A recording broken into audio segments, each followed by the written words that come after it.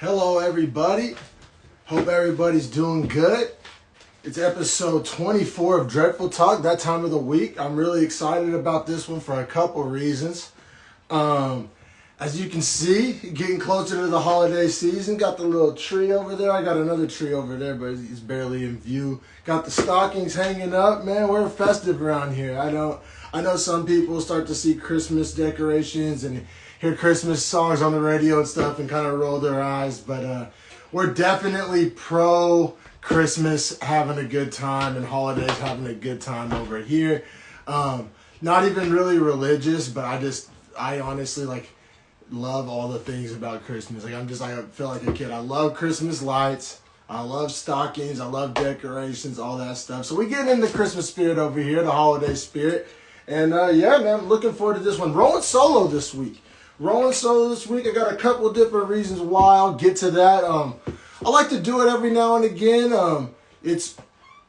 Doing a solo podcast versus doing a podcast with a guest is so different, and I just want to make sure I kind of keep my tools sharp, keep that skill set in there. But yeah, thanks for everybody tuning in. Episode 24 of Dreadful Talk. Going solo this week. As usual, this episode is brought to you by Zach Brown. Who is Zach Brown, you may ask? Zach Brown is a man in Oklahoma that can help you with real estate, property insurance, and life insurance. All three, baby. One-stop shop. Zach Brown can help you with your real estate, your property insurance, and your life insurance. Just overall make sure your family's taken care of, making sure you're making the right moves financially. And you can reach him at 405-255-7867.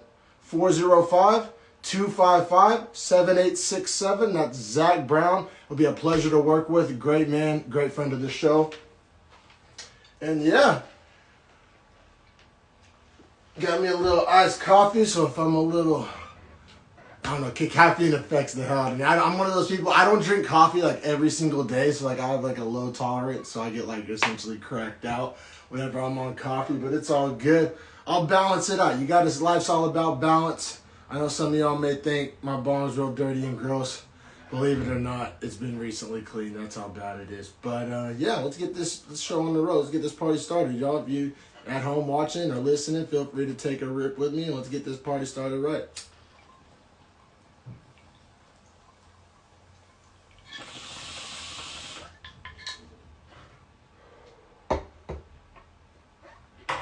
Woo! Yeah, and I want to take a second to make sure that everybody is following me on all the platforms. So I need everybody pretty much stop what you're doing. Go subscribe on YouTube to Dreadful Talk Podcast and Beefy Boys Breakdown. Both of those are mine. I need you to do the same on Apple Podcasts, on Spotify, wherever you get your audio at. We're also on those platforms as well. Just go support. And then as for the Dreadful Talk podcast social media, it's at Dreadful Talk Dom on Instagram and Twitter, and then Dreadful Talk Podcast on Facebook. For Beefy Boys Breakdown, it's Beefy Boys Breakdown on Facebook, at Beefy Breakdown on Twitter, and then on Instagram, you can just follow me and Harrison, aka the other Beefy Boy, on Instagram directly. So mine is just at Dreadful Talk Dom. And then you can follow Harrison at Harrison_Madden, just like the football video game Madden, Harrison_Madden. Appreciate y'all. Just show support, share the material. Let's get the word out, y'all.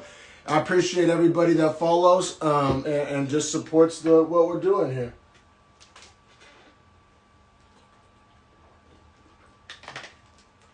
And yeah, for those of you that may not be aware, I do indeed have two podcasts. That's why I got the two separate logos behind me. I got the Dreadful Talk, which you're actually, believe it or not, watching Dreadful Talk podcast. This is episode 24 of Dreadful Talk. And that's my logo for Dreadful Talk. And then I also have Beefy Boys Breakdown over there. Dreadful Talk is real miscellaneous, essentially whatever the hell I want it to be about. And Beefy Boys Breakdown is all about the UFC, baby. We're big UFC fans. We recap every fight the day after they take place. And oh yeah, man, and yeah, shout out to Harrison. He's watching live right now on Instagram. I do the shows live on Instagram, so that's why it's important that you follow us. Follow me here at Dreadful Talk Dom. and then I take the video and audio and then take it to those other platforms. But if you want to be the very first one and watch it live, see the errors, see the fun we're having live, be a part of the action, we stream every episode of both Beefy Boys and Dreadful Talk live on Instagram. So yeah, that's another way to consume if you're interested in that, if you're big on the social media. Also, see this sexy ass shirt I'm rocking. They are available to purchase. We just got these in the Beefy Boys merch, man. Shout out to everybody that supported and got one of the blue Dreadful Talk shirts. That was a lot of fun as well. I personally think this is a better looking shirt. There's a lot more going on. I wanted to avoid, some people may ask why I went with blue and yellow and these crazy colors, because I don't know about y'all, but I do not need any more black tees in my closet. I have so many, every brand, every company, everybody just makes black. I feel you, it looks good, it's simple, it matches everything, but I have so many black tees, I do not need more black. I am not fucking Sid from Toy Story. I don't need to be wearing all black. Fucking people might think I work at Hot Topic or something. So I as much as everybody loves a good black t-shirt, I admit they look good, classic, cool, whatever. I did not want to have another black t-shirt. I want to kind of stand out from the crowd. I wanted to, whenever you're looking at your shirts in your closet, you'll instantly know this is that Beefy Boys hitter right there for you. Yes, sir. Yeah. They're going for $30 plus $5 shipping. If you're somebody that's always sharing the links and real active in your support, I'm sure we can maybe work out a little homie hookup or something, maybe help you out on that shipping or something you've been supporting. But man, get your Beefy Boys Breakdown merch. We got size small through XXL, shipping all across the U.S. You can even get a tracking number so you can keep track of it, make sure everything's on the up and up. We'll take care of you.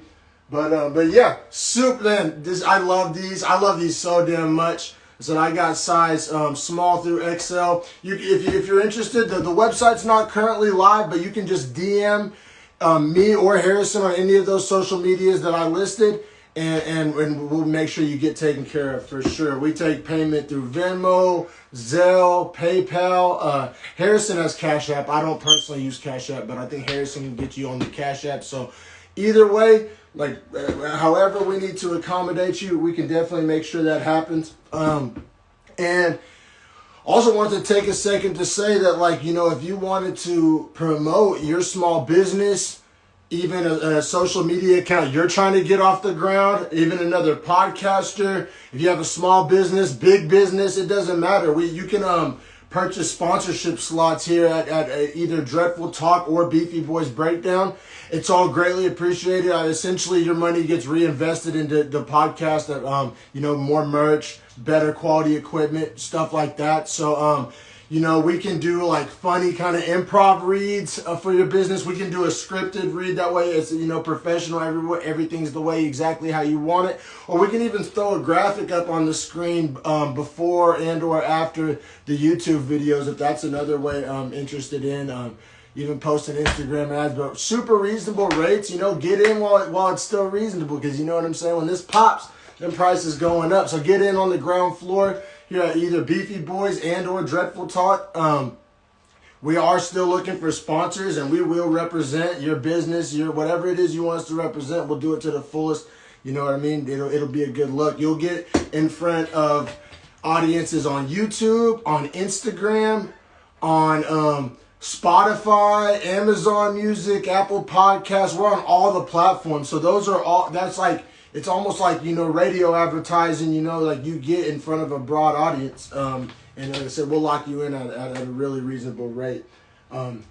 So yeah, we are looking for sponsors. Shout out. Like I said, once again, you can DM at Dreadful Talk Dom, at Beefy Breakdown on Twitter. You can find either of the Facebook pages. Just feel free to reach out, and we can definitely, collaborate, and, we can help each other out.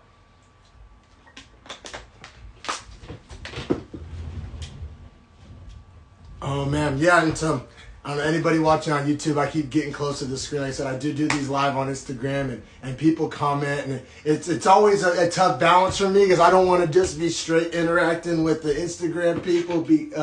and it can be awkward for those that watch later on YouTube or whatever, but at the same time, it's part of the advantages of watching live on Instagram here at Dreadful Talk Dom. So if you're watching on one of those other platforms and you want to be kind of more a part of the action, definitely check out one of the live shows. I typically do Dreadful Talks live on Wednesday. I know they get uploaded on other platforms typically on Thursday and Friday, but I typically go live on Wednesday.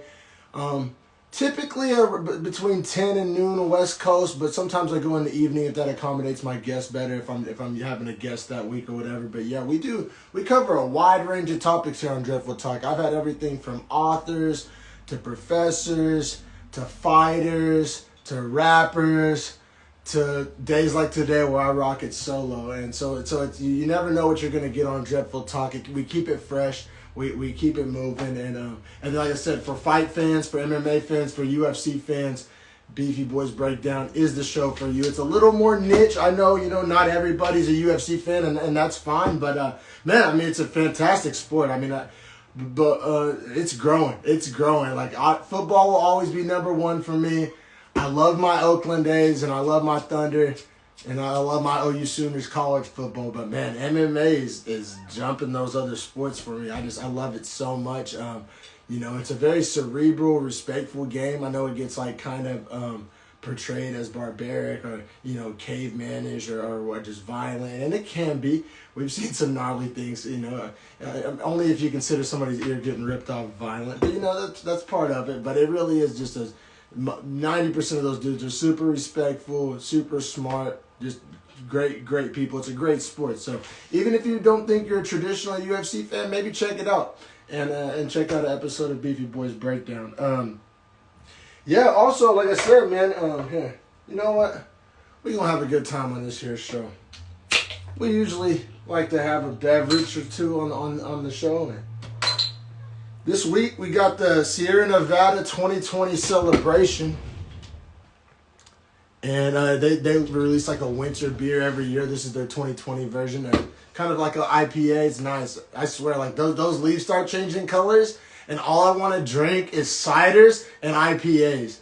And then like in the summertime, it's all about like Coronas and Modelos and Seltzers and stuff for me. But I see those leaves changing, and I just want something heavier, something, I don't know, a little more flavor. Oh yeah, but like I said, if you're a sponsor, even you can become a patron on Anchor. You can either go to anchor.com and find the podcast, or you can download the app Anchor. It's a podcast app for audio podcasts, and you can become a patron. There's $1, $5, and $10 a month packages. And it's awesome. The money you give me, it goes straight back into the podcast just to improve the quality and improve the marketing, to try to just reach a greater audience and to deliver a better product to you guys. So you can become a patron and directly donate to the show, and like I said, or you can purchase some merch as well. But what that money goes towards, what I say, improve the quality. You may notice something a little different this week. I got the usually I have like the old school Bluetooth thing, and honestly, I just wasn't happy with the quality of the audio. I've been unhappy for about a month now. I was giving it a shot. I just mainly like the fact that it was wireless and it was relatively cheap, and because you know what I mean, I'm fidgety. I like to move. I don't like to be sitting still or tied to something. I like to be far away from the camera too, so you can see the whole setup. So wireless, that was the main reason I was using that thing, for the wireless capabilities. But I wasn't really happy with the sound. I wanted to improve the quality, just because, like I said, not everybody's watching the video. Some people are consuming only on audio, and on the audio only one, just with that low quality, it was kind of brutal. So anybody that listened on the audio platform and stuck it out through those old days, you're the real MVP. But it should improve. I got these new AirPods. I've been debating, what I wanted to invest in, what I wanted to use to improve the quality. And there's a million options out there, a million brands. I considered moving away from mobile, getting more of a traditional podcast mic. But, this camera's so good. And then the ability to go live on Instagram, I really like. So, I wanted to maybe keep it mobile. And then I've just, I've been watching a lot of ESPN, the NBA drafts coming up, and, I've been watching just, I'm a sports fan, I've been watching ESPN, and essentially, like, a lot of people are working from home now, as you can imagine, during the pandemic, and like, so they have these people from home, and I noticed they're always just using AirPods. Like, these professional ass, like, getting paid a lot of money to talk, like, and I'm just sitting here thinking, like, well, like, sometimes you don't, when you make a decision, like, you don't need to just outsmart yourself. Like, essentially, if it's good enough for them, it's good enough for me, right? Like, I'm watching an episode of Joe Rogan, and his guest has AirPods in, or, Joey Diaz, his guest has AirPods in. I'm like, well, who the fuck am I to think I need something better than them? And you know what I mean? So I hope it's sounding good to everybody. This is the first episode with the new AirPods. They're hella comfortable.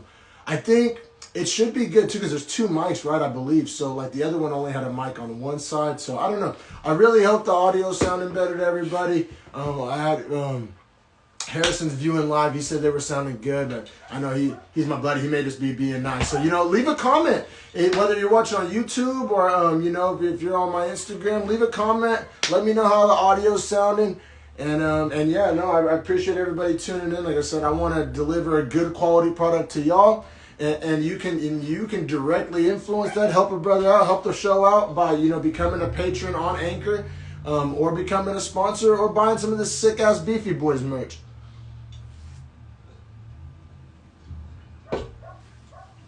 So yeah, I mean, like I said, I started at humble beginnings. We've steadily just increased the quality, learned on the fly, tried to make it better every episode. So we're gonna continue to do that, man. Just keep going up. But sometimes it may get a little slow. Sometimes it may seem like baby steps, but we're chugging along, making progress, and I am super thankful, and I couldn't be happier with everybody that's just been a part. Whether you've been a guest, whether you've been a viewer, whether you bought a shirt. Just thank you so much. It's been a lot of fun. Tell your friends. Let's just build a community. That's what I found. Even just being a fan of other podcasts, it's like a community thing, right? Like you find somebody else that listens to the same podcast you do, or you like show a podcast to your friend, and the next thing you know, they're like a big fan of it. It's like this cool camaraderie. This like it's almost like a book club or something. Y'all can talk about, oh, did you hear where they said this? And it's really cool. It's you can maybe have some inside jokes you're in on with the buddies. So yeah, definitely share the podcast with your friends. I appreciate everybody. So no, it took a while to get here, but it's all good. I ain't in no rush. Oh. I know some people are like, he's drinking water, beer, and coffee? What a disgusting fucker. Man, they each serve their own purpose. It's not like I'm like mixing them all together in my mouth and swishing it around. But yeah, so I was sitting around this week. I have like a constant list of like podcast topics and guests I want to have on it, because like that way I think of it, I can instantly put it in my phone, and I think you get these ideas, these inspirations as you're watching something, having a conversation, whatever. And so I have this constant list that's always growing, shrinking, tweaking, adjusting, like every day almost I mess with it. And so I have this long list of topics. I knew I wanted this week to be a solo episode. It's been a while since I've done a solo episode, and I've had a lot of guests recently, and I have a guest scheduled for next week that'll be a lot of fun for y'all. But so I definitely wanted to take this week. I knew I wanted to do a solo one, but I'm like, man, what am I going to talk about? And then sometimes life just has a way of just kind of, you think you're in charge, but it's like, boom, this is what's happening this week. And that's what happened to me, y'all. It's like truth is stranger than fiction. Like something happened to me that I could never make up, or that I could never really do justice if I was writing fiction. Like, honestly, I feel like if this happened in a show or in a movie, people would be like rolling their eyes saying like, yeah, right. And so like, I just got to share this with y'all. Some parts are going to be a little funny. Some parts are going to be a little serious. I'm not trying to get too heavy. This is a real story though that happened to me. This is as real as it gets. I'm sharing it with y'all. Truth is stranger than fiction. I was thinking of topics for this week, And then this happened, and I was like, and then I was debating. I was like, should I talk about this on the podcast? Is this too personal? You know, do people want to hear this? And I was just like, I couldn't think of anything else. Like, this is what's happening in my life right now, and this is what I'm bringing to y'all. You know what I mean? Buckle up, take a ride with me. And you know what? Definitely gonna need this before we get started.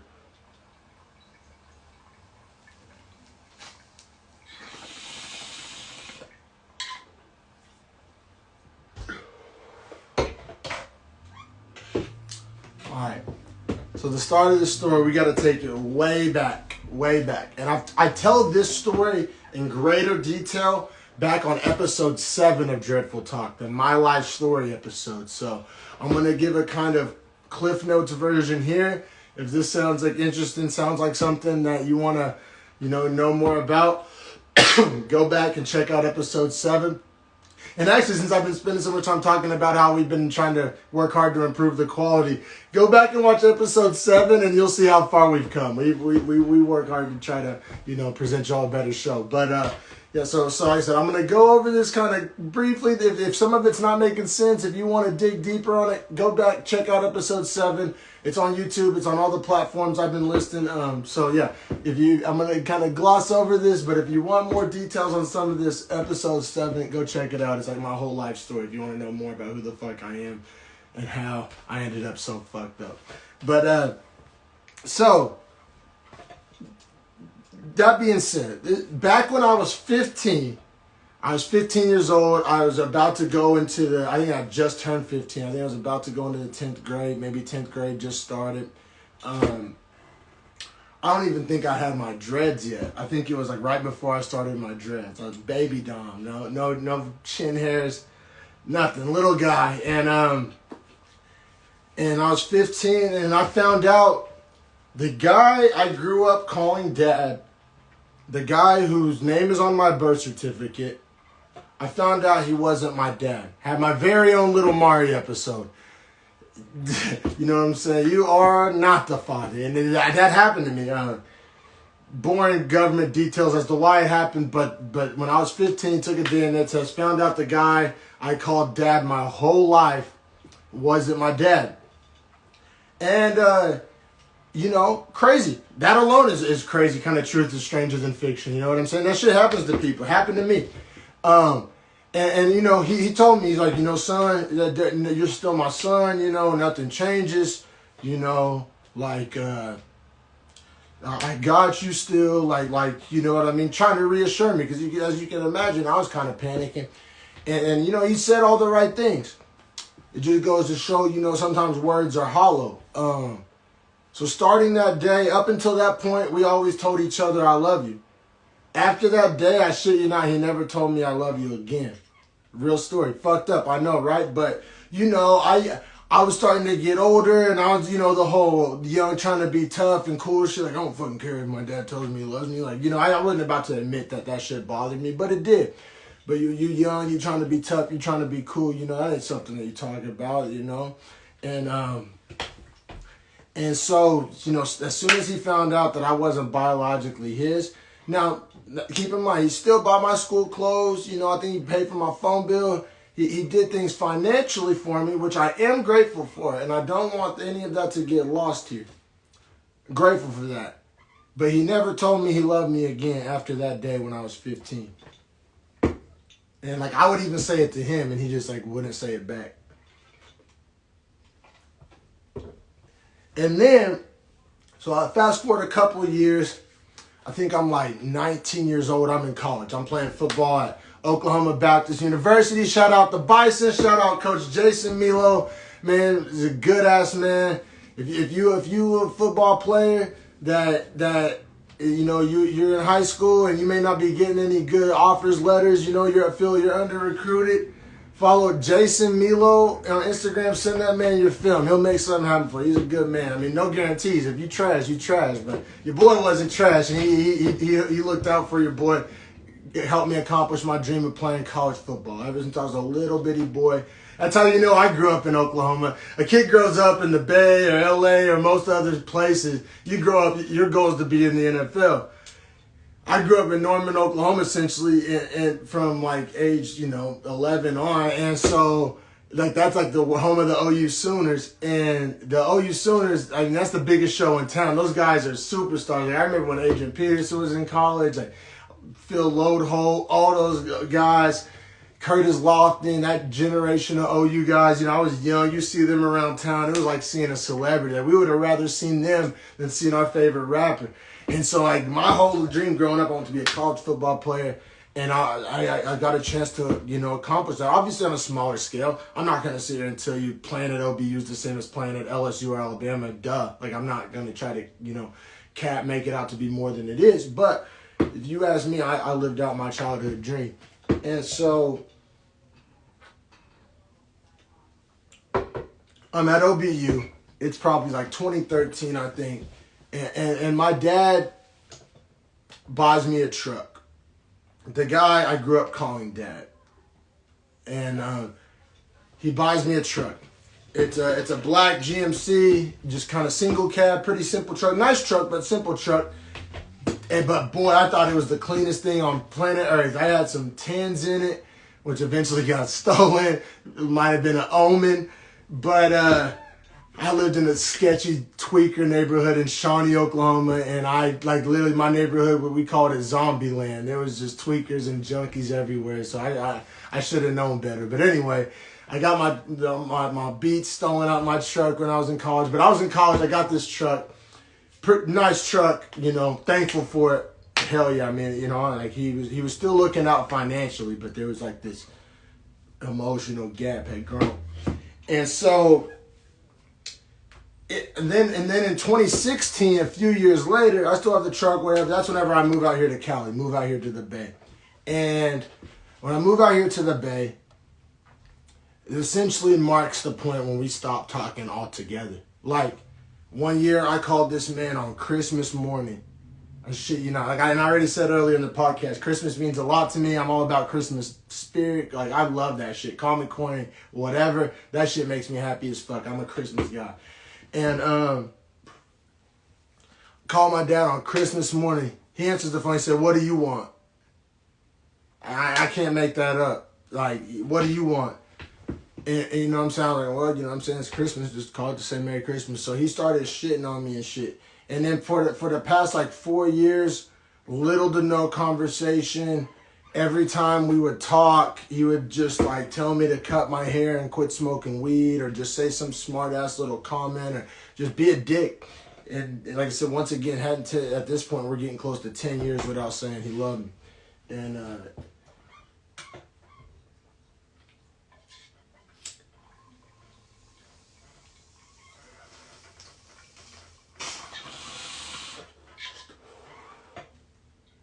so, and those of you that know me, and maybe, those of you that don't, I can have a little bit of an ego. I'll be real. I can be, I'm not really like a begging type of person. Like seriously, like, I always never had a problem moving on from people, like whether it was young when I was single or just with just people that wasn't beneficial to my life. I've always been able to cut people off like pretty easy. Like, I don't know. But obviously that's not something you want to do to the guy you grew up calling dad, the guy who held you, when you first came out of the womb. Like now I realize he's not biologically my dad, but you know what I'm saying? It's confusing. You know what I mean? Like, he don't really fuck with me no more, but I still had this like strange loyalty because it's your dad, right? Or is it? Or you know what I mean? It's weird. It's like, it's a weird place for a relationship to be in. And then, so I eventually, earlier, like about at the start of the pandemic, I've written him off. He said something one day that was the straw that broke the camel's back. Like, he hadn't talked to me in 5 years. He hadn't said Merry Christmas in 5 years, and he comments on one of my Facebook posts telling me not to cuss. I shit you not. Sounds stupid, sounds small, set me off. I was like, that's the straw that broke the camel's back. Like, I told him to fuck off. Like, I told him, like, lose my number. Like fuck you, like you ain't like I'm done like begging, pretending, all that shit. Like I'm not about to beg nobody. Like I'm good. I got my own family and I'm grown. I don't need you. Like we good. Like fuck off. Like we good. We cool. I'm cool on all that. And some could say that's wrong. I felt it was the right move to make for me and my mental health, my emotional health, my family. Like, do I want, and you know, if I have a kid in a couple of years, do I want my kid calling him grandpa and wondering my grandpa don't love me, or do I want my kid to not even know that? And I kind of made the decision that when I had children, I didn't want to even expose them to that kind of fake love and confusion and fucked up shit that fucked with my head. And so I was like, well, I might as well do it now. So I cut that off. Boom, like fuck all the way off. Keep in mind, the truck was paid off by this point. And then, you know, he obviously stopped paying my phone bill. I was like, that's cool. I went and got my own phone. I got this phone that I'm filming this on right now. Newer, better phone. Wasn't tripping. And so, yeah, so we're good, right? And then even, so at the start of the pandemic, he had even sent me the title signed over to put the truck in my name so I can start putting Cali plates on it and shit. Because this whole time I had Oklahoma plates on it, which was kind of sketchy and illegal. But like I was caught in this weird limbo where the truck was still in my dad's name, so I couldn't register it here in Cali. And it was like this weird part of like gray area of the law. And like, so I finally had him sign the truck over to me. I had the title with the signature on it saying like it's no longer his, that's my property. Pandemic hits, like literally I think 2 days before I get the title in the mail. The DMV closes down. The Bay Area had these strict lockdowns. If you don't live here in California, I'm sure you've seen about it on the news. Some of the strictest lockdowns in the nation. DMV closed down. There was like an over month-long wait list on the thing. So I have this paper that's like this, but it's not ratified or certified or whatever the fucking word is that the DMV does to it to make it like official law, like it's officially yours now. Never got a chance to happen only because the pandemic hit literally like 2 days after I got that shit in the mail. Or before or something like that, like at the same exact time. I'm not even, like once again, truth is stranger than fiction. Can't even make that up. So fast forward a couple months, we're like a couple months into the pandemic, and my truck gets stolen. I wake up, my truck was parked on the street, but like right in front of my house. I live in like downtown San Jose essentially. And like, it was parked in front of my house. I woke up and that shit was gone. There was no broken glass. I didn't hear anything. I think we were even sleeping with the door open. I think it was still like summertime. No, and I'm like, how did I not hear this? How did they even do it? And I was like, who would steal this truck? The truck by this point, it's like a lot of years after I got it, it was beat the fuck up. Like I had not been that good to that truck, I'll be real. It was beat the fuck up. Like the tailgate was missing. It got stolen at a Migos concert. That's a whole nother ratchet story in and of itself. Maybe I should have Dom's Ratchet Story Hour or something. But like, yeah, my tailgate got stolen at a Migos concert in Oklahoma City, Oklahoma. That's another story. But so like the tailgate, I had like this wooden, like bootleg ass homemade tailgate. I had like my friend's dad had made or something. It was like, who would steal this truck? It had Oklahoma plates on it. I was like, who's gonna steal a truck with out of town plates? Like that's hot. Like I was like, nothing was adding up to me. But months went by. I filed a police report. Police never found it. That like I think close to 5 months went by and didn't hear nothing. I eventually get another car, just kind of move on with my life, kind of, you know, say charge it to the game. And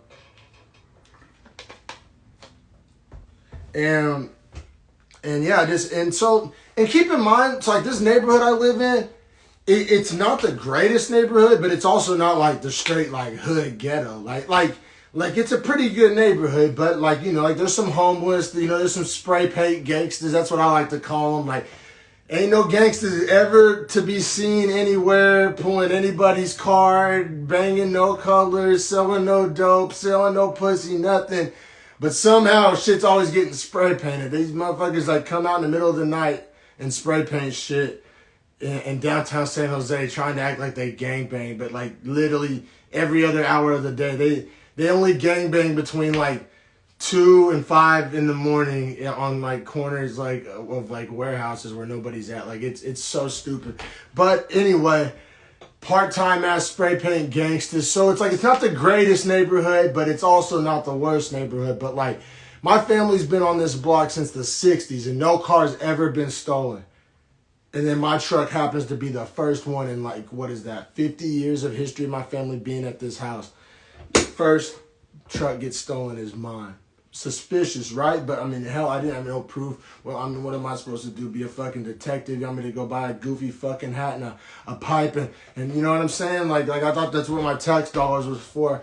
I don't know. I figured it was, and also keep in mind, so the neighborhood I live in, there's nothing but like Mexican and Vietnamese little like mechanic shops. Like there's literally probably 100 of them within like a square mile. And I'm like, man, my truck's probably chopped. Like, you know what I'm saying? Like just keeping it a buck. Like I was like, man, like my truck's probably already been sold for parts or scrapped or chopped or whatever the fuck they do with it. I don't know about that shit. But like, I just giving up. I was just giving up, I just, I figured, like I said, I was never going to see that truck again. They was never going to find it. It is what it is. It sucks. I took the L. Just move on, right? Like, what else can you really do, right? Hadn't really been giving it much thought. And then, I forget what even day it was. It was like, 2 or 3 days ago. Shit was like a whirlwind, a blur. I get a call. Actually, I look on my phone and I have a missed call from like a San Jose number, like a California number. And I honestly still don't like mess with that many people out here. Like it's rare that I get a call from like an unknown San Jose number. And so I answer, or I call it back. In the back of my head, I'm like, because like that day I filed the police report, the police were like, keep an eye out for a San Jose number. If we find your truck or something, we'll call you. And so in the back of my head, I was like, is this something about my truck? I call, the guy answers, this is Detective such and such. I wish I would have remembered his name because he's a fucking asshole. And, but he's Detective such and such. And I was like, I honestly started to get a big smile. I was like, oh shit, did y'all find my truck? Like, I was like, did y'all find my truck? And then he's like, well, we did, but, here's the situation. The guy I grew up calling dad, Matthew Adrian Garrett. If you see him, tell him I said, fuck you, eat a bag of dicks. Matthew Adrian Garrett. My name is Dominic Rossetti Garrett. I still have the Garrett from his on my last name. Not for much longer, changing that. But anyway, the guy I grew up calling dad took me home from the fucking hospital. He flew out here and drove my truck back to Oklahoma. He was the one that stole my fucking truck. I shit you not. On some Matt Barnes drive 9 hours to whoop a nigga ass. This nigga fucking, his psycho little weirdo got on a Matt Barnes tip, got on an airplane in a pandemic, flew from Oklahoma to Cali, and then apparently drove the motherfucker back. I don't even know if that motherfucker can make it back to Oklahoma. I think the tires was almost bald. Motherfucker probably needed an oil change. I wouldn't even have driven that bitch. I wouldn't even have driven that bitch back to Oklahoma. But I hope he did get a flat tire, that fucking cocksucker. But this psycho little motherfucker, keep in mind, he's like a 5'5" little white dude, fat white dude. In the middle of the night, this fool came at like 3, 4 in the morning, which once again, if you ain't doing nothing sketchy, if what you doing is so right, why are you doing it in the middle of the night being a sneaky little bitch about it for? But this motherfucker really did it. He really did it. Like that's some determination to say the least. Like, it's definitely putting that effort into like the wrong energy, but that motherfucker's determined. He pulled off a Mission Impossible. He pulled off a multi-state heist against his son. I mean, do I have to say hats off? Like, I mean, Jesus Christ. It's kind of impressive. I mean, it's the lowest of lows and just the pettiest of petties and just I mean, obviously super fucked up, but Jesus Christ, what a little fucking maniacal little criminal mastermind he is. He fucking pulled it off. And he pulled it off so well that the detective was like mad at me. The detective was treating me like I was a scumbag. It was being an asshole to me. So, Jesus Christ, what a manipulative, maniacal little fucker. That fool flew from Oklahoma City, Oklahoma to San Jose, California. Probably, I imagine, took an Uber to fucking here at like 3 in the morning, 4 in the morning, and then took off in the truck and got away with it. The police on his side, they think I'm the scumbag. Oh, man. So, like I said, truth is stranger than fiction. My jaw dropped so, like fucking like the movie Mask when his jaw dropped and the tongue flops out. Whenever he told me that, I was like, what? Who? Like, oh my God. He did it. It was him. The guy I grew up calling dad. Is the one that stole my motherfucking truck. I thought it was some chop shop or some gangbangers.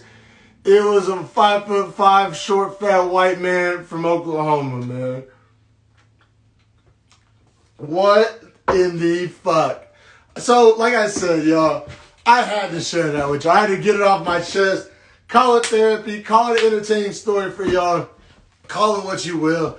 I just, like I said, like I was sitting here trying to think of like, you know, should I do In-N-Out versus Whataburger? And then like this shit happens.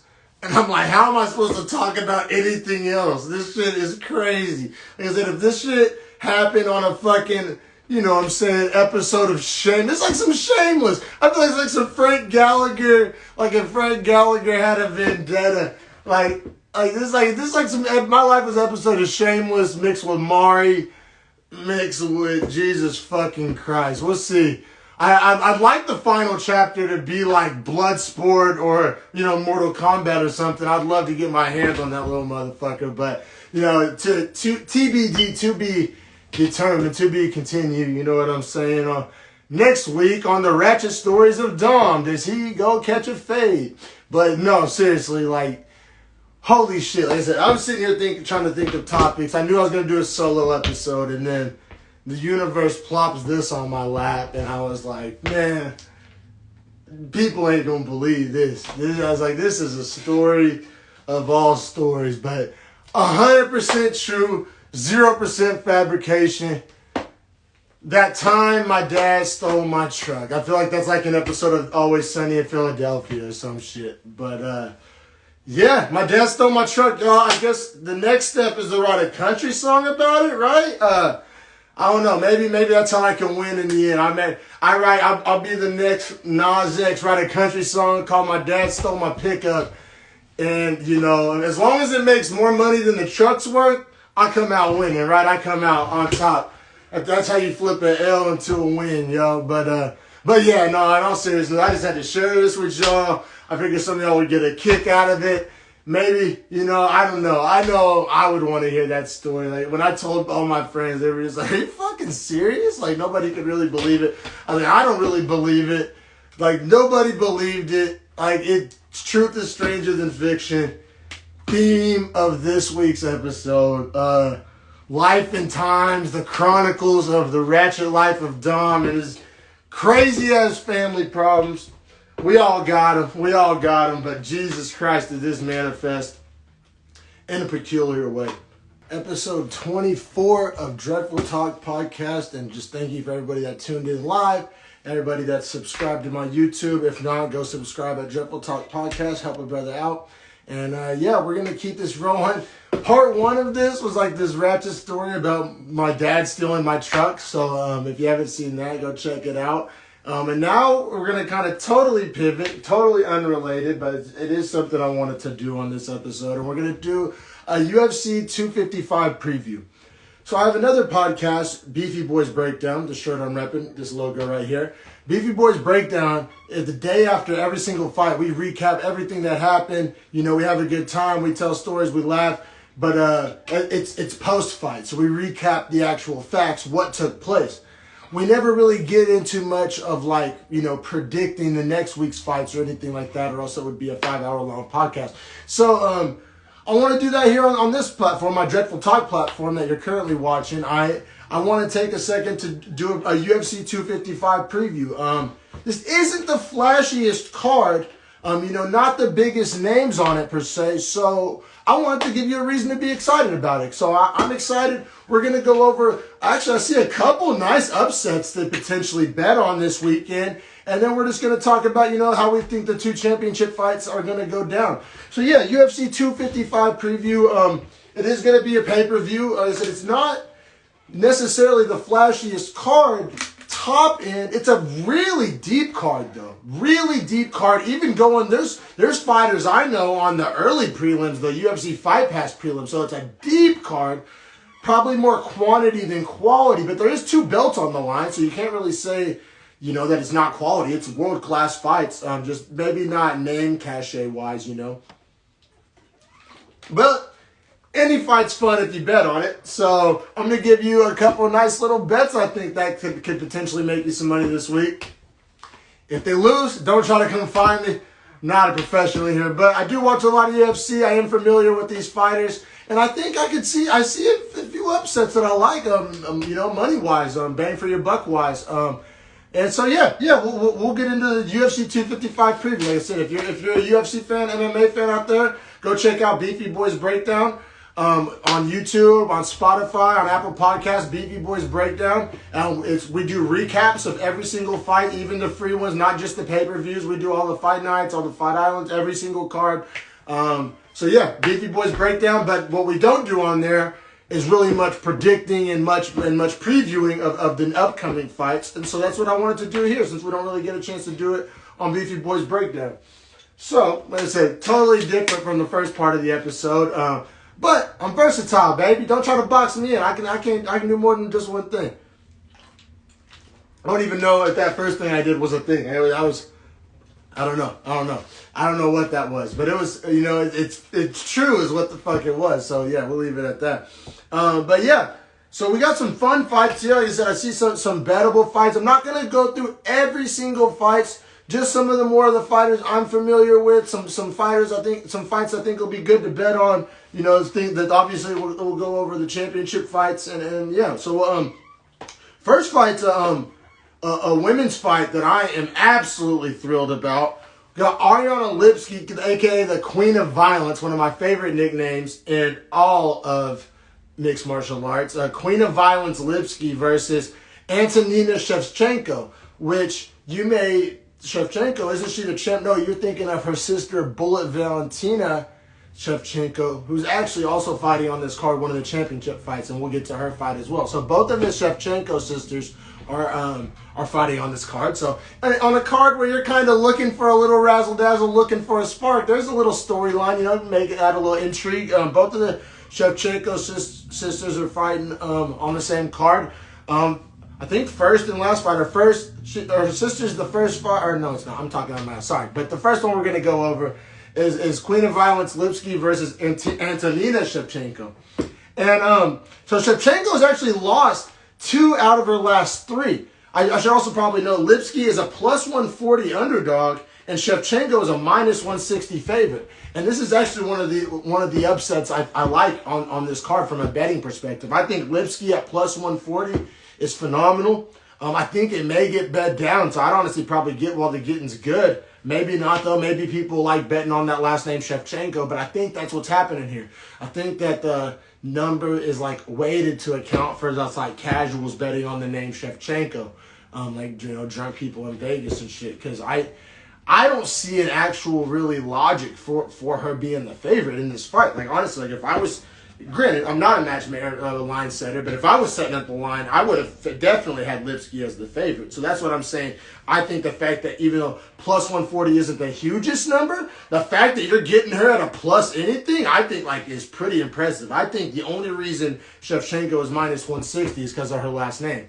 You know, maybe time will tell. Maybe I eat my words here, but maybe she makes me eat crow. But I don't know. I really think Lipsky is the more dangerous fighter. So Shevchenko has lost 2 out of her last 3 fights.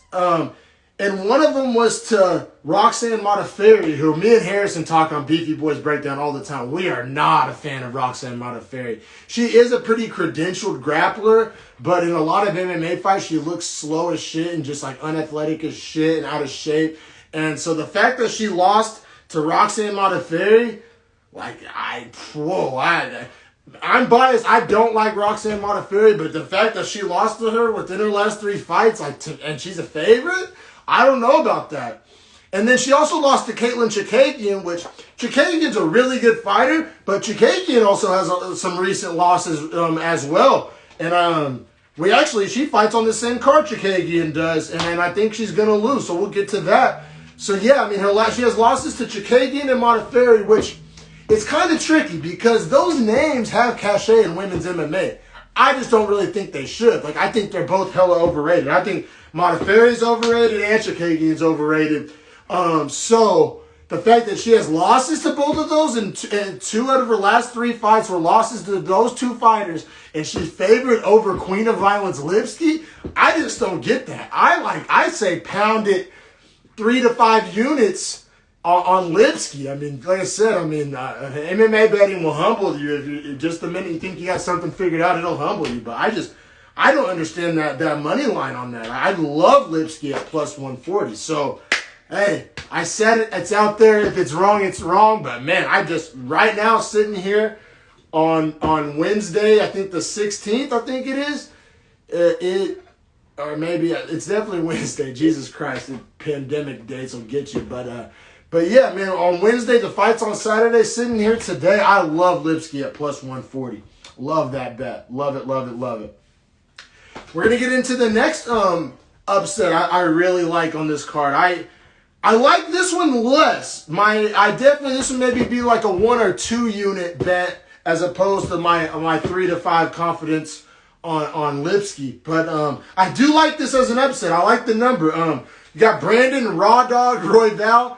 Once again, maybe I'm just betting on my favorite nicknames because Queen of Violence and Raw Dog are 2 of my favorite nicknames in the whole UFC. But Brandon Raw Dog Royval plus 165 versus Brandon Moreno minus 190 favorite. Moreno's favored. So Royval is coming off 4 straight wins, all by submission. Like that's impressive. That's really impressive. Moreno has 3 fights.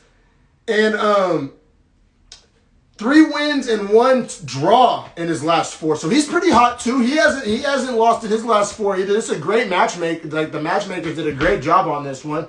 But 4-0. I'll take 4-0 over 3-0-1 any day. But that's not the whole story of it.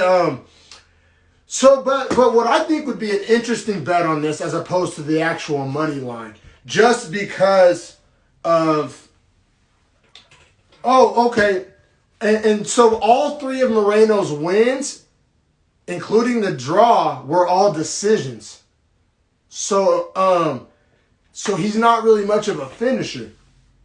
And so I think what you can get a much better number on than the actual money line itself is either betting that Royval will get the finish, most likely to sub. Like I bet, instead of just betting the Royval plus 165, if you bet, or maybe just hedge your bet with Royval by sub, I think you get a fantastic number, or finish, or by sub, if they let you get that specific with it, depending on where you're placing your bet. I think that's the bet to make. Because if Royval wins this fight, his last 4 wins are all by sub. So, if you're just looking at, patterns here, I think Royval by sub or Royval by finish, I think is a fantastic bet. Or if you're going to bet Moreno, don't get that shitty minus 190 number. Bet the over 1.5 because the only way he wins this fight is if he doesn't get subbed, which means that it's probably going to go to the distance. And essentially his last 3 wins are by decision, so it shows you he's not really much of a finisher. So you're going to get a better number on Moreno over 1.5 rounds. You can typically, for those that aren't familiar with betting MMA fights, it's a 3-round fight. You can bet if it's going to be finished in under 1.5 rounds, or if you think it'll go the distance, or it'll be over 1.5 rounds. I think you're going to get a much better number on Moreno betting the over 1.5 rounds, or that it'll be go to the distance. You know what I mean? Because Moreno is 0. I don't think there's any chance that Moreno finishes Royval, especially if he doesn't finish him under 1.5 rounds. So I think that's a pretty safe bet. I like that bet a lot better than I like the money line bet. But if you're just betting the money line, who's going to win? You don't want to, go out on a limb of saying when they're going to win or how they're going to win. If you just want to bet on who's going to win, I do like Royval at the plus 165. I really do. I think he's going to get a submission victory here. I really do. You heard it here on Dreadful Talk. I'll give a shout out to BB Boys. If I'm wrong, I'm wrong. But yeah, sitting here on Wednesday, the fight's on Saturday. I could very easily see Royval, Raw Dog Royval, winning by submission. I could definitely see that happening for sure. This next fight, I wouldn't really bet it personally if it was me. Like if I was sitting there at the William Hill counter, picking which fight to bet on, I wouldn't choose this one. But I do want to kind of go over it because I know Mauricio Shogun Rua is a very popular name. Some casuals may want to bet on him. And I'm here to tell you not to. Don't bet on that name. Way past his prime. Old. Paul the Bear Jew Craig is a young lion on the up and up. But yeah, this next fight, Mauricio Shogun Rua. And yes, it's spelled Rua, R-U-A. In Brazil, they pronounce R's like Mexicans pronounce J's. So like Rua instead of Rua, or like you may remember last week, it was Rafael dos Anjos versus Paul Felder. And most people say, don't you mean it's Rafael dos Anjos? Like, no, in Brazil, the J's and the R's are like kind of like swapped, I guess, or I don't know. But I've watched enough UFC to know that the Brazilians pronounce their R's with a H sound. So it's Mauricio Shogun Rua, plus 150 underdog, versus Paul Craig, minus 170 favorite. If you're going to bet the money line, minus 170 is a pretty good number. I think Paul Craig's going to do really well in this fight. Like I said, I think Rua is essentially done, getting by on name and past accomplishments.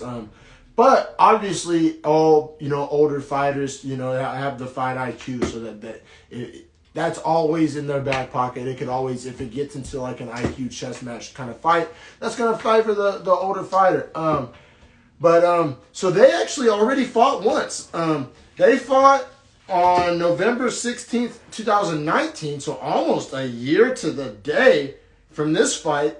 And it was a split draw, which is pretty damn rare, becoming less and less rare, it seems, with these judges, goddammit. But they fought on November 16th, 2019, and it was a split draw. So this is a rematch. That's always interesting. They know each other. They know kind of their styles. That can typically lead to a slow first round. In a lot of rematches, the first round or even the first 2 rounds can be kind of slow. But it is a 3-round fight, so they don't have too much time to bullshit around. Rua is 1-1-1 in his last 3, and yeah, that draw was to Craig. So besides the Craig fight, he was 1-1. Not super impressive, but obviously not garbage. 1-1 is what it is, and then plus the draw with Craig. Paul the Bear Jew Craig, and I'm not just saying Bear Jew, that's actually like his fight nickname. He's 2-0-1 with the draw obviously being the Rua fight, but his other 2 fights that weren't Shogun, he won them both. So he's coming in a much harder fighter. I think that's fair to say. Craig, I think if you're gonna bet the money line, minus 170, like I said, I know you're kind of eating a little bit there, but it's not horrible because I do think Craig is gonna win the fight. So I mean, it's kind of a sure thing. I mean, who could always pull the wily veteran move or something, but I think at this point of their careers, Craig is the better fighter. That's who I would bet on. So straight money line. I mean, not a ton of confidence, maybe 1 or 2 units of confidence on Craig on the money line. I think you get a lot better number on Craig betting that he'll win by submission, or take the over 1.5 for what I said a second ago about the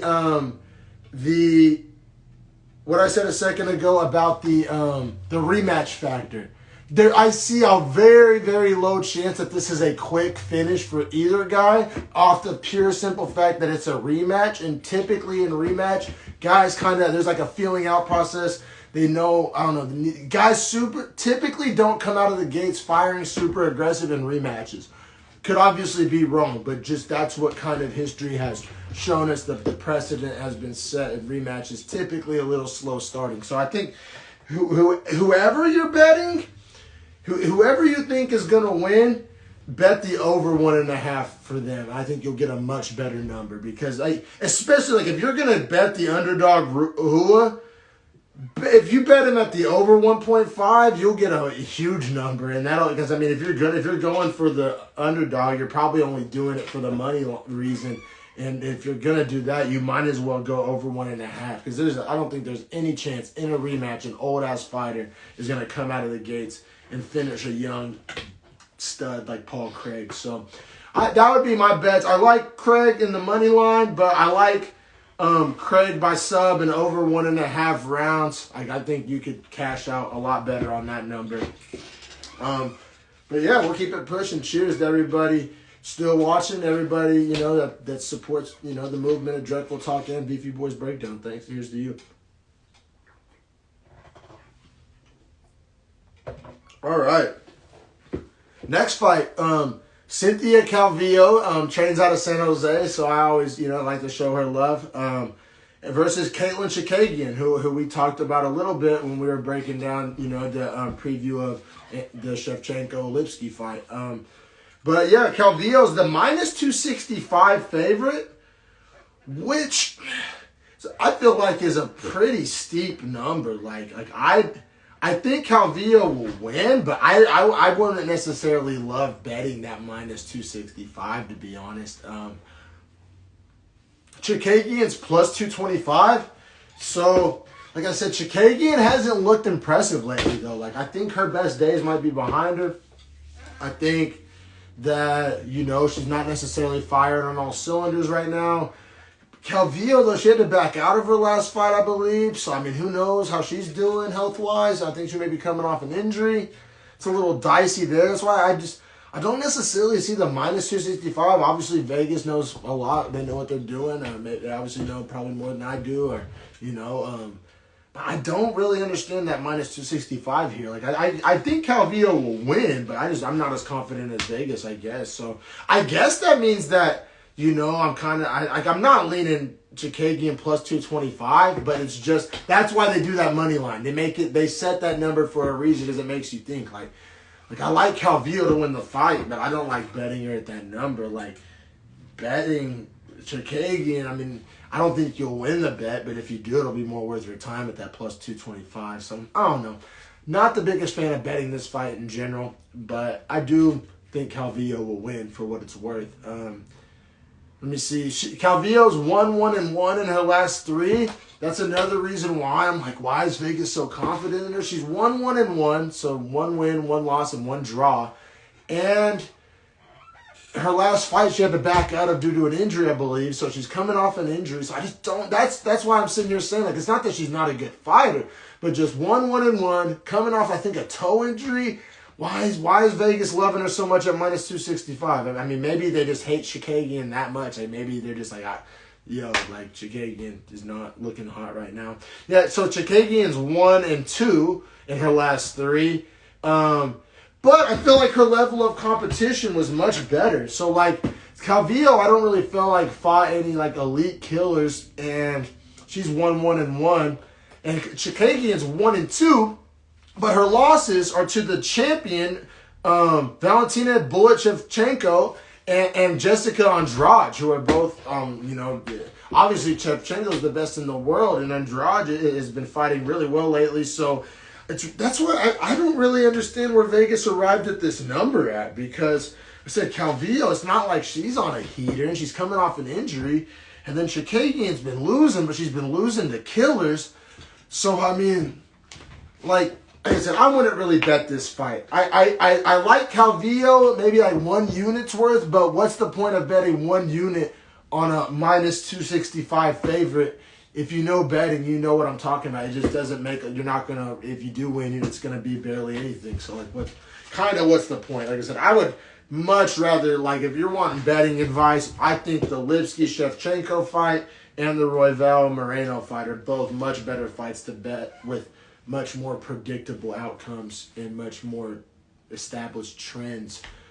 This Calvillo and Chikagian, like they're both so up and down and inconsistent and coming off injury and losing to good people or beating not so good people. It's like, what do you value more? It's a very murky fight, but Vegas seems to feel very strongly about it. That's what I said. That's interesting. But so they probably know something I don't. But what I do know, I don't know about that. 2 more fights. These next fights are going to be both for belts. Both not super great fights to bet, but I wanted to go over them mainly just because they're for a belt, and it's fun and that's important to the sport of mixed martial arts and in the league of UFC and the promotion of UFC. So, because I don't like betting these fights, but I do like talking about these fights.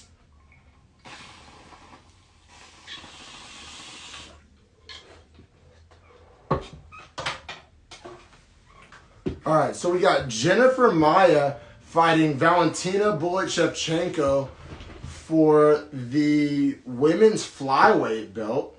Both the women's and men's flyweight belts are up for grabs on Saturday. I think that's kind of fun. They did that. Women's flyweight, we talk about it on Beefy Boys all the time, that it's like kind of a weird division. It's like there's a ton of bantamweights and there's a ton of strawweights, 115, but flyweight is kind of like that forgotten women's division, and especially because Valentina Shevchenko has been so dominant for a while now that it's kind of like not the most, like people are just like, what's the point of fighting 125? You're just going to end up having to fight Shevchenko anyway, which is kind of what we see here. So Jennifer Maia is a plus 900 underdog in a championship fight, which is wild. Like, we see plus 900s, but it's usually on like a prelim or like definitely not usually for a belt. Like, that's wild. That means, and then Valentina Shevchenko is a minus 1375 favorite. For the layman, for those that aren't really into the betting, what that means is you have to bet $1,375 on Shevchenko to win $100. That's how confident Vegas is that she's going to win. So, that's why I said this isn't a good fight to bet, because, Shevchenko's going to win. And, if you bet on it, you're not going to win. You're literally going to win like pennies on the dollar. It's not a good fight to bet. If you want to just, piss in the wind and take a Hail Mary on Maia plus 900, that means you bet 100 to win 900. So obviously you can hit it big, but it's not going to happen. It's not going to happen, folks. Valentina Shevchenko is one of the more dominant champions of this era of my UFC fandom. So I don't know. I heavily agree with Vegas on this one. I wouldn't really bet it. Maybe you can get a better number on the under 1.5. For Shevchenko if you want to make it interesting. So Jennifer Maia is 2-1 in her last 3 fights, and her loss was to Chikagian. So that's why this division is so like murky and kind of confusing, because it's like Chikagian is not really doing that hot, but she was the last person to beat the person challenging for the belt. And then that kind of makes you kind of question Maia, like, well, if she can't beat Chikagian, how's she going to beat essentially the women's flyweight GOAT in Valentina Shevchenko? So, yeah, Shevchenko's on a 4-fight win streak, probably longer than that. Honestly, maybe not, but at least 4. I think I only looked 4, and they were all wins. And then, so here's how, because you may ask yourself, or I was asking myself, if Maya's a plus 900, why the hell is she even fighting for the belt? Like, how is she getting this title shot? And I wanted to know, like, how that even happened. Like, that doesn't seem to add up to me. And so originally, Calderwood and Shevchenko were supposed to fight, but the fight got canceled. And then, in the meantime, Maya beat Calderwood. So I guess the matchmakers are like, well, you beat the person that was going to fight her, so I guess you fight her. So I don't know. It's not the greatest, like, fight. I mean, like I said, maybe if you want to bet the under 1.5 rounds or Shevchenko by finish, or, that'd probably be the only way to get a halfway decent number and make it interesting at all. But that's still probably not that great of a number, to be honest. But yeah, so he said, definitely wanted to talk about it. Belts on the line. I think you're going to hear and still at the end of the fight for sure. Definitely don't see the belt changing hands there. So I think Shevchenko definitely holds on to it. I mean, minus 1375. You got to be a bold motherfucker to bet against that. I mean, minus 1375, except in a title fight. I mean, you really don't see that. I mean, I've seen like minus 1200 in like lower end fights, or like a ranked fighter fighting an unranked fighter at a last minute like replacement or something like that. But you really don't see that championship. Vegas is so confident. So yeah, I just would not bet against that. And I mean, if your bankroll is big enough to make money on a minus 1375, then do you, brother. I mean, I think it's a pretty safe return, but Jesus Christ, I mean, you better have deep pockets for that. And then this last fight's going to be interesting. I think this next fight, I'll just introduce it. It's Alex Perez plus 250 favorite, or plus 250 underdog, plus 250 underdog as the challenger versus Davison Figueiredo, a minus 300 favorite. And this is for the men's flyweight, or the men's flyweight, 125. This is the smallest men's division. And man, Figueiredo's a bad motherfucker at 125. Like, the power he possesses at that weight class is really crazy. Like, it doesn't look real when you're watching it. Like, it's like, how is he able to hit harder than all the other tiny dudes? But it's like he has bricks in his gloves.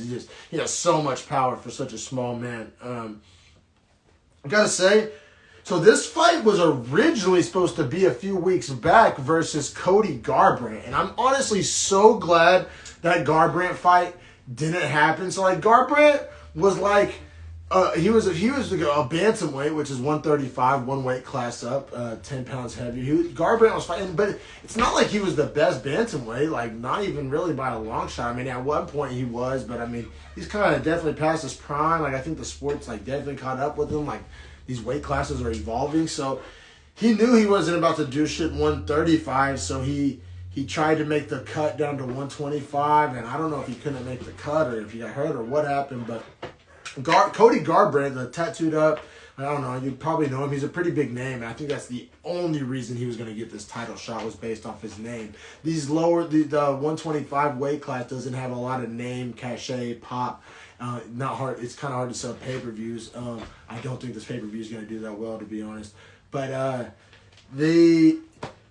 so they were trying to just draw interest by throwing him a name and Cody Garbrandt. They can say that's not what they were doing, but he was not deserving of that title shot. And I'm honestly, as a UFC fan and as somebody who has a UFC podcast, I am glad that fight didn't happen. I don't think Cody Garbrandt deserved it. If he somehow got that win, I don't think he would be kind of like a fraudulent champ, in my opinion. But I don't know. So I'm glad that fight didn't happen. So that fight didn't happen. I forget the exact reasons why it didn't happen.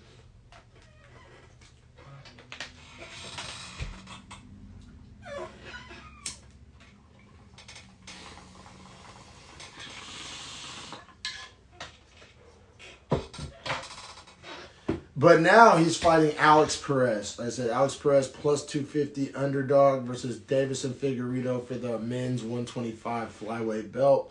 Perez is 3-0 in his last 3 fights. And his last win was a TKO leg kick over Formiga. So you got to be a bad motherfucker to get a TKO off of leg kicks. Like, that's dangerous. And it's a good way to fight a guy that has insane power like Figueiredo. Because if you keep him at kicking distance, if you're hammering those legs, A, that's going to impact his boxing footwork. And then B, you're obviously, like, if he's at kick range, he can't punch you. So I think that's going to be the game plan, is obviously to chop down the leg kicks for days. I think that'd be his best shot at winning the fight. I said he's pretty. All right, I'm back, yo. I'm sorry. I don't know exactly what happened. But, yeah, previewing this Alex Perez-Davison Figueiredo fight.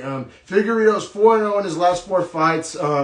He beat Joseph Benavidez back-to-back in his last 2 fights. So, like, that's badass, because that's hard to do. That's hard to beat a guy twice back-to-back. Like, usually in a rematch, they'll fight. Maybe they'll go fight somebody else, maybe 1, maybe 2 fights, and then they rematches usually later, like a couple years later. They fought back-to-back. It's hard to beat a guy back-to-back, but Davison Figueiredo did. I watched the last one.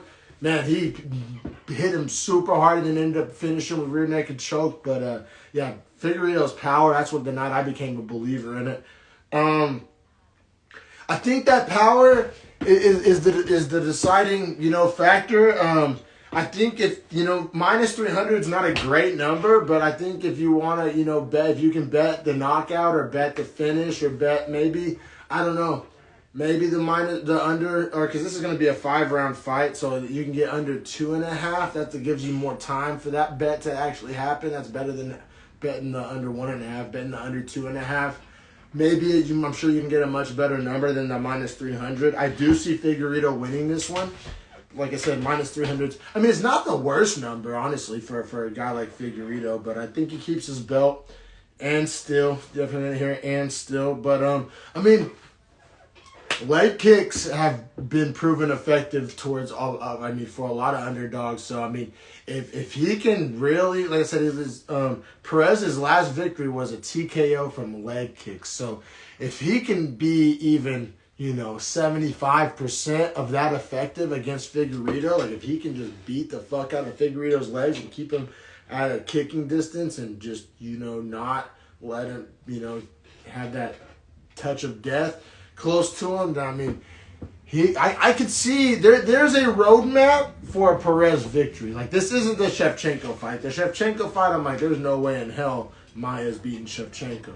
But there's a path to victory for Perez. I just, Figueiredo's high level, like I said, has insane power. If it gets in boxing distance, I mean, Figueiredo, I think, going to have a field day. But, yeah, UFC 255, it's going to be a lot of fun. You can actually tune in to the next episode of Beefy Boys. It'll be Beefy Boys episode 25, and you can kind of hear if my predictions came true or not. So it'll be like like when you get your test back from your teacher and you guys all go over the answers and see which ones you missed. You can grade me. Go ahead and grade me. Let me know how I did in the comments. But yeah, I definitely, like I said, we don't really get to do much previewing on Beefy Boys, so I wanted to take a second to kind of pivot and do a little bit of that on this episode of Dreadful Talk. But yeah, if you're interested in sponsoring either one of the podcasts, please reach out via DM.